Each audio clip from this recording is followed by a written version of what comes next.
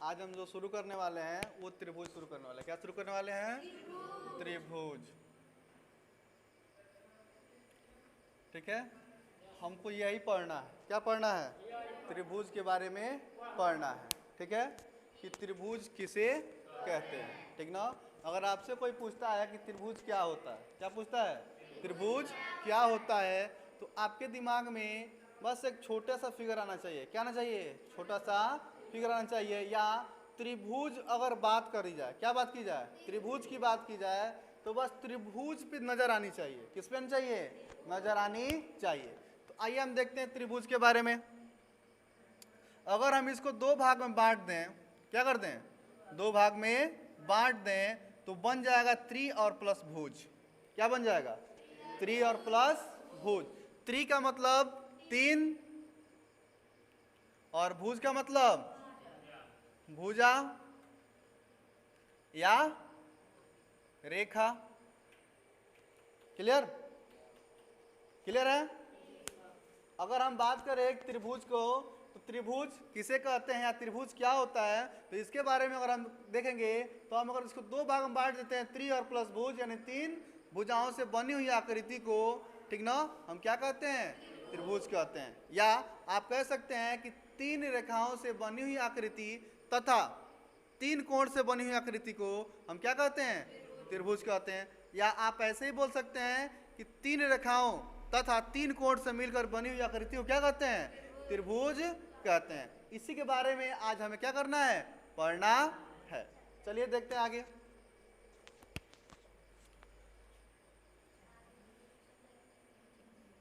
त्रिभुज तीन रेखाओं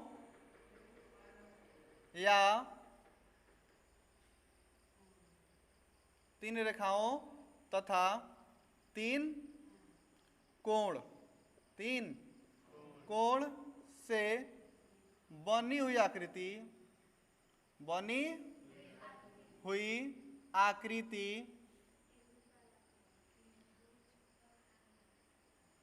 क्या कहलाती है? त्रिभुज कहलाती है। क्लियर? आइए हम इसके फिगर की तरफ चलते हैं।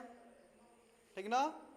तो तीन रेखाओं से घिरी हुई आकृति, यानी मान लीजिए कि यहाँ अगर हम तीन बिंदु ऐसे लगा दें, ठीक ना, तो यहाँ से एक रेखा चल रहा है, यहाँ तक एक रेखा चल रहा है, यहाँ तक एक रेखा चल रहा है, यहाँ तक।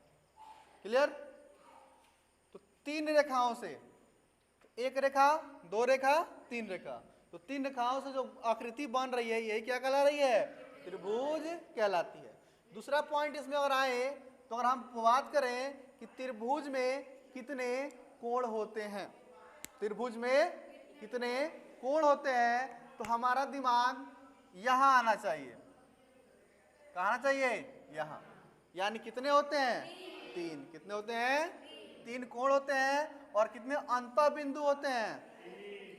तीन ही अंत बिंदु होते हैं, जिसको हम ए, बी, सी या X, Y, Z, A to Z में से किसी भी अक्षर को यहाँ क्या कर सकते हैं? रख सकते हैं। चाहे आप अ, ब, स, द जो भी रखना है आप रख सकते हैं। क्लियर?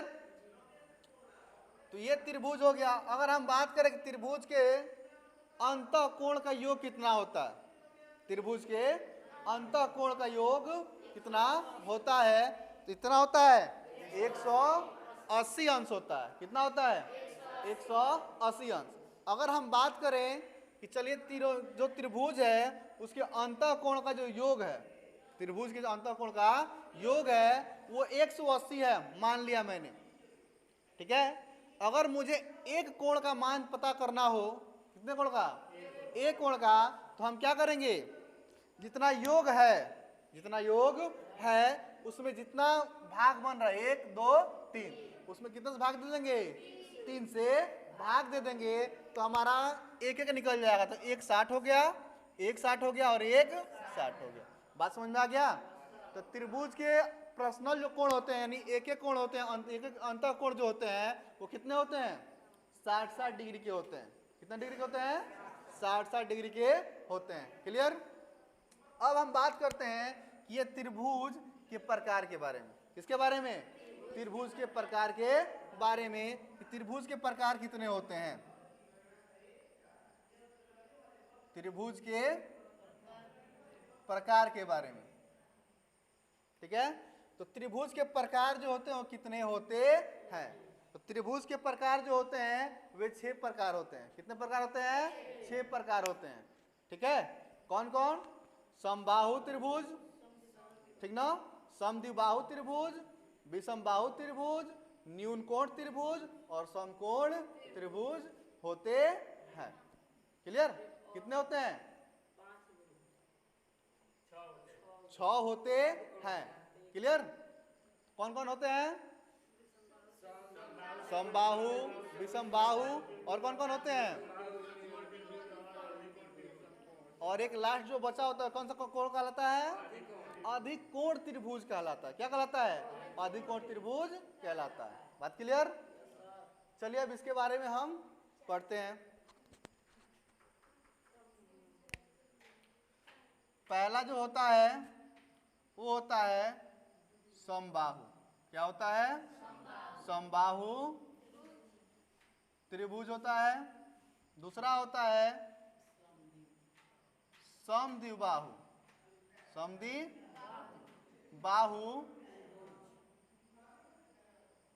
त्रिभुज। तीसरा जो होता है वो होता है समकोण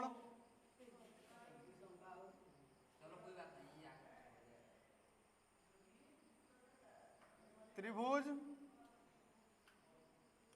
अगला होता है न्यून कोण त्रिभुज। और इसके अगला जो होता है विषम बाहु त्रिभुज। और अगला जो होता है वो होता है अधिक कोण त्रिभुज।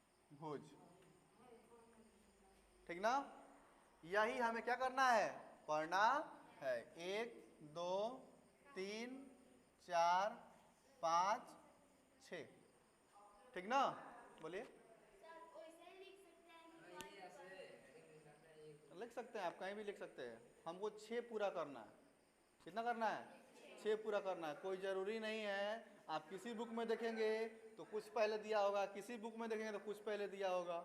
ठीक है, हमें कोण जो होते हैं, जो त्रिभुज जो होते हैं 6 होते हैं। बस हमको इतना याद रखना है कि त्रिभुज कितने होते हैं? 6 होते हैं। ठीक ना? आप इधर उधर भी रख सकते हैं, कोई दिक्कत नहीं है। आप चाहें तो क्रम से भी रख सकते हैं, बिना क्रम के भी रख सकते हैं। ठीक ना? तो अगर क्रम से करना चाहते हैं तो आप सबसे न्यून कोण, ठीक है, समकोण, समबाहु, विषमबाहु, ठीक ना, समद्विबाहु, ठीक है, अधिक कोण आप रख सकते हैं।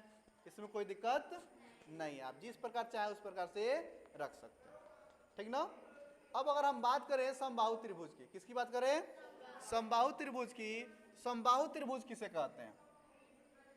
समबाहु त्रिभुज किसे कहते हैं? ठीक ना? विषमबाहु त्रिभुज किसे कहते हैं? क्लियर? इसके बारे में हमें क्या करना है? पढ़ना है।